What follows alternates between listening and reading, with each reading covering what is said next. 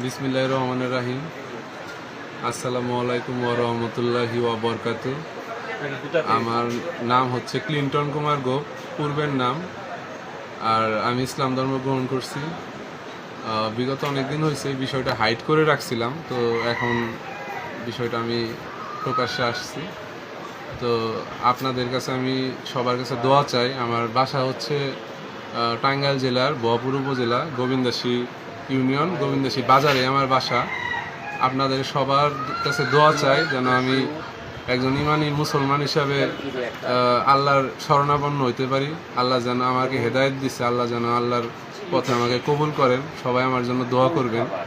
আর আমি একটু নির্যাতনের শিকার আছি, আমার পাশে সবাই থাকবেন, সহযোগিতা করবেন। কারো কাছে কোনো টাকা পয়সা আমি সহযোগিতা চাই না, শুধু ভাই হিসাবে আপনারা আমার পাশে দাঁড়াবেন, একটু সহযোগিতা করবেন।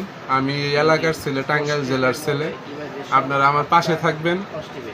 সবার জন্য আমিও দোয়া করি, আমার জন্য সবাই দোয়া করবেন। আসসালামু আলাইকুম ওয়া রাহমাতুল্লাহি ওয়া বারাকাতুহু।